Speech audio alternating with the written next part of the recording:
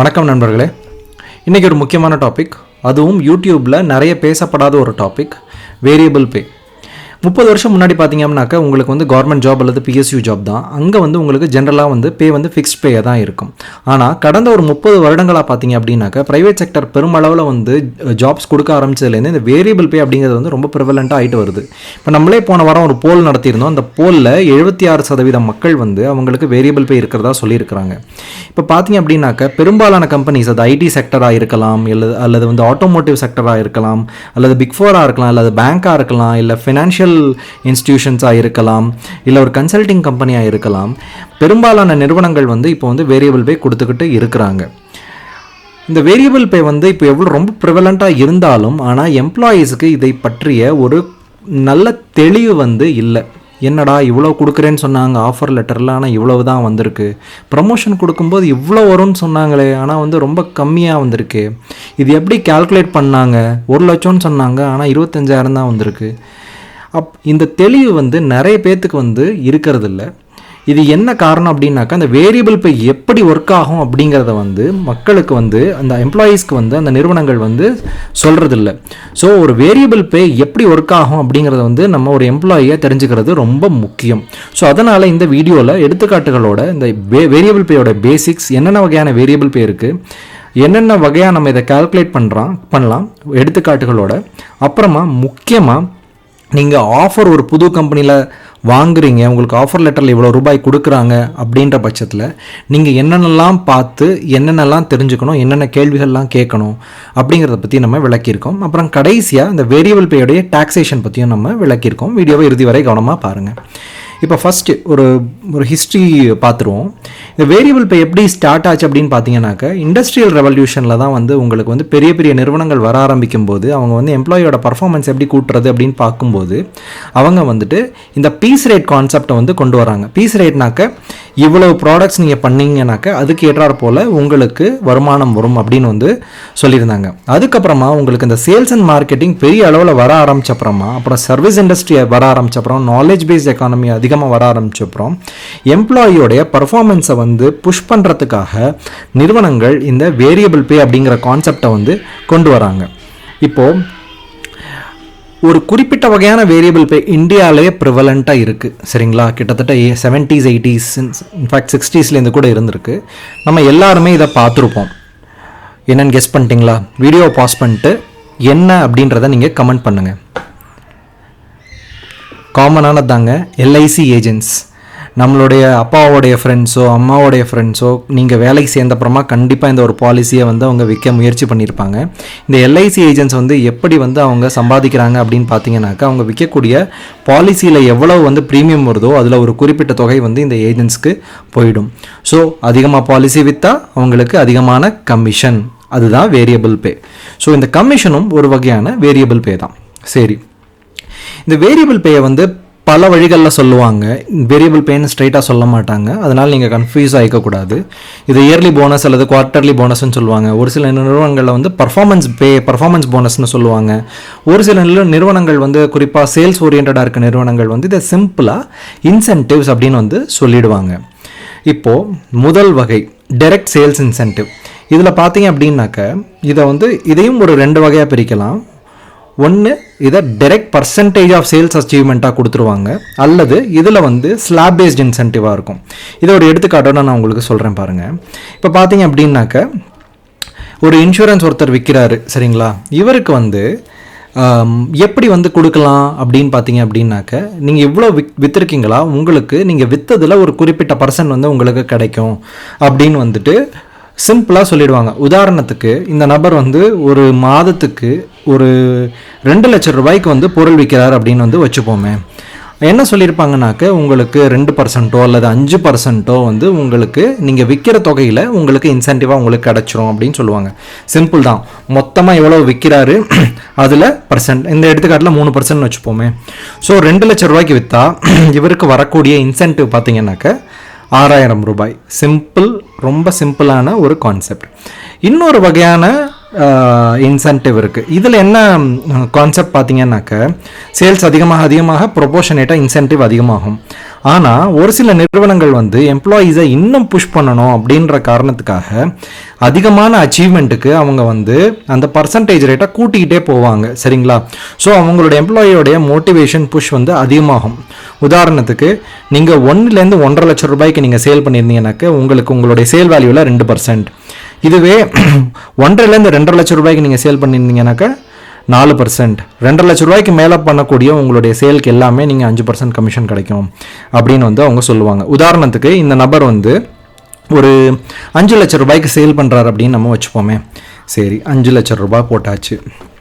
So முதல் 1.5 லட்சம் வரையும் இவருக்கு 2% வந்து இவருக்கு வந்து இன்சென்டிவ் வரும். ஸோ 2% வந்து இவருக்கு இன்சென்டிவ். சரியா?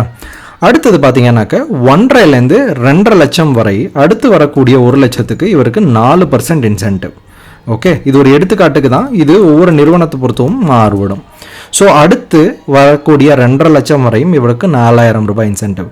2.5 லட்சத்துக்கு மேலே இவர் 5 லட்ச ரூபா சேல் பண்ணியிருக்கார் இல்லையா? ஸோ 2.5லேருந்து 5 லட்சம் வரை இவர் பண்ண சேலுக்கு வந்து இவருக்கு எவ்வளவு இன்சென்டிவ்னு பார்த்தீங்கன்னாக்கா 5%. ஸோ பார்த்தீங்கன்னாக்க இவருக்கு டோட்டலாக கிடைக்கக்கூடிய இன்சென்டிவ் வந்து 19,500 ரூபாய். இந்த டெக்னிக்கை நிறுவனங்கள் ஏன் பண்ணுறாங்க அப்படின்னாக்க எம்ப்ளாயீஸ் வந்து ஒரு குறிப்பிட்ட தொகையில் நின்றக்கூடாது, அதுக்கு மேலும் மேலும் புஷ் பண்ணாக்கா அவங்களுக்கு அதிக தொகை கிடைக்கும் அப்படின்ற மோட்டிவேஷனை கொடுக்கறதுக்காக இது பண்ணுறாங்க. இது சரியாக தப்பா அப்படின்னு நம்ம டிஸ்கஸ் பண்ண முடியாது. இது வந்து ஒரு டெக்னிக் தான். சரி, இது முதல் சிம்பிளஸ்ட் ஃபார்ம் ஆஃப் வேரியபிள் பே. ரெண்டாவது லிங்க் டு பர்ஃபார்மன்ஸ் ரேட்டிங். இப்போது எல்லா வேலைகளுமே பார்த்தீங்கன்னாக்க சேல்ஸ் மாதிரி நேரடியாக உங்களுடைய வேலையை ரெவென்யூவோட லிங்க் பண்ண முடியாது. இப்போ உதாரணத்துக்கு நீங்கள் வந்து சாஃப்ட்வேரில் ஐடியில் இருக்கீங்க அப்படின்னாக்க நீங்கள் வந்து என்ன பண்ணுவீங்க, உங்களுடைய ப்ராஜெக்ட்டுக்கு நீங்கள் வந்து கோட் எழுதுவீங்க, உங்களுக்கு ஒரு சில டாஸ்க் கொடுக்கப்படும். இது நேரடியாக வந்து நீங்கள் மணியாக லிங்க் பண்ண முடியாது. ஸோ உங்களுடைய பர்ஃபார்மன்ஸை உங்களுக்கு ஒரு பர்ஃபார்மன்ஸ் ரேட்டிங்காக வந்து அவங்க மெஷர் பண்ணி கொடுப்பாங்க இல்லையா? ஸோ அந்த ரேட்டிங்க்கு ஏற்றாற் போல் உங்களுக்கு கொடுக்கப்படக்கூடிய அந்த வேரியபிள் பே வந்து இது ரெண்டாவது வகை. இப்போ பார்த்தீங்க அப்படின்னாக்க இதுதான் எக்ஸாம்பிள். இப்போ பார்த்தீங்கன்னாக்க இப்போ எம்ப்ளாயி ரேட்டிங்னு வச்சுப்போமே. எம்ப்ளாயி ரேட்டிங் வந்து ஹையஸ்ட் ரேட்டிங் 5ன்னு வச்சுப்போம், லோவஸ்ட் ரேட்டிங் 1ன்னு வச்சுப்போமே. ஜென்ரலாக இப்படி தான் வந்து நிறுவனங்கள் வந்து டிஃபைன் பண்ணும். இதுதான் எல்லா நிறுவனமும் டிஃபைன் பண்ணணும்னு அவசியம் கிடையாது. ஒவ்வொரு நிறுவனத்துக்கும் இது மாறுபடும். அது மட்டும் இல்லாமல் எம்ப்ளாயோடைய சீனியாரிட்டி பொறுத்தும் வந்து இது மாறுபடும். உதாரணத்துக்கு ஆவரேஜ் பர்ஃபார்மன்ஸ்க்கு உங்களுக்கு 10% வேரியபிள் பே உண்டுப்பா. அப்புறம் அதை விட நீங்கள் கொஞ்சம் அதிகமாக பர்ஃபார்மன்ஸ் எக்ஸீட் பண்ணிங்கன்னாக்கா 15% உண்டு. நீங்கள் டாப் பர்ஃபார்மராக இருந்தீங்கன்னாக்கா உங்களுக்கு 25% உண்டு அப்படின்னு வந்து சொல்லியிருப்பாங்க. இந்த பர்சன்ட்னு சொல்கிறாமல் இது எதோடைய பர்சன்ட்டு, இது எதோடைய பர்சன்ட் அப்படின்னு பார்த்தீங்கன்னாக்க உங்களுக்கு கொடுக்கப்படுகிற ஃபிக்ஸ்ட் பேயோடைய பர்சன்டேஜாக வந்து இதை சொல்லுவாங்க. இதை நம்ம ஒரு எடுத்துக்காட்டோட நம்ம பார்த்துடலாம். இப்போ நீங்கள் வந்து ஐடி இண்டஸ்ட்ரியில் இருக்கிறீங்கன்னு வச்சுப்போமே. உங்களுடைய ஃபிக்ஸ்ட் பே சிடிசியில் ஃபிக்ஸ்ட் பே 10 லட்சம் ரூபான்னு வச்சுப்போமே. இப்போது உங்களுக்கு இயர்லி போனஸ் அப்படின்னு வந்து உங்களுக்கு சொல்லிடுறாங்க. நீங்கள் வந்து பெஸ்ட் பர்ஃபார்மர்னால் உங்களுக்கு 30% கிடைக்கும் பாஸ், நீங்கள் வந்துட்டு ஆவரேஜ் பர்ஃபார்மர்னால் உங்களுக்கு 10% கிடைக்கும் பாஸ் அப்படின்னு வந்து சொல்லிடுவாங்க. இப்போ பாருங்கள், இவர் வந்து ஒரு வேறு ஆவரேஜ் பர்ஃபார்மராக இருக்கார் அப்படின்னா இவருக்கு 10% பெருக்கல் ஃபிக்ஸ்ட் பே. ஸோ இவருக்கு 1 லட்சம் ரூபாய் வந்து போனஸ். இந்த போனஸ் வந்து உங்களுக்கு பார்த்தீங்க அப்படின்னாக்க சீனியாரிட்டி போக போக போக உங்களுடைய பர்சன்டேஜ் ஆஃப் வேரியபிள் பே அதிகமாகிட்டே போயிட்டுருக்கும். உதாரணத்துக்கு நீங்கள் உங்களுக்கு ஜூனியர் லெவல்லேருந்து இப்போ மிட் சீனியர் லெவல் போனீங்கன்னாக்க இந்த 10% வந்து 20% ஆகும், இந்த 20 வந்து 30 ஆகும், இந்த 30ங்கிறது 50 வரையும் கூட போகும்.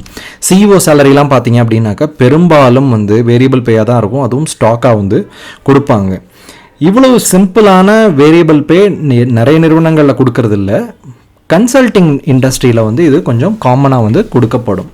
சரி, அடுத்தது இந்த மூணாவது தான் வந்து ரொம்ப காமனாக பெருநிறுவனங்கள் வந்து கொடுக்குறாங்க. இது என்னன்னாக்க உங்களுடைய பர்ஃபார்மன்ஸ் பேயை வந்து 2 விஷயத்தோட லிங்க் பண்ணுவாங்க. ஒன்று அந்த எம்ப்ளாயி பர்ஃபார்மன்ஸ், ரெண்டாவது அந்த நிறுவனத்துடைய பர்ஃபார்மன்ஸ். சரிங்களா? இப்போ உதாரணத்துக்கு இப்போ பாருங்களேன், இப்போது இந்த சைடு இதுதான் வந்து ஒய் ஆக்சஸ், இது எக்ஸ் ஆக்சஸ். இந்த ஒய் ஆக்சஸில் எம்ப்ளாயி பர்ஃபார்மன்ஸ், எக்ஸ் ஆக்சஸில் கம்பெனி பர்ஃபார்மன்ஸ். இப்போது ஒருவேளை எம்ப்ளாயும் பெஸ்ட்டாக பர்ஃபார்ம் பண்ணுறாரு, நிறுவனமும் வந்து பெஸ்ட்டாக பர்ஃபார்ம் பண்ணுதுனாக்க அந்த நபருக்கு 30% வேரியபிள் பே. சரிங்களா?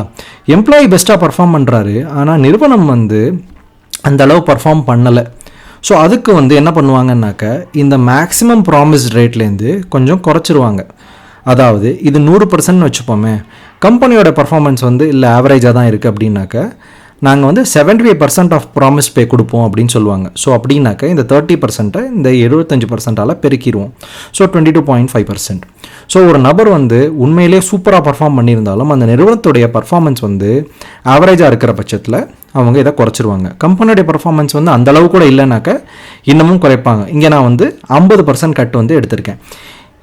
இதுவும் வந்து ஒரு ப்ராஃபிட் ஷேரிங்கோட ஒரு வகை தான். அதாவது எவ்வளோ ப்ராஃபிட் வருதோ அதில் ஒரு குறிப்பிட்ட தொகை வந்து இந்த வேரியபிள் பேக்கு போயிடும்.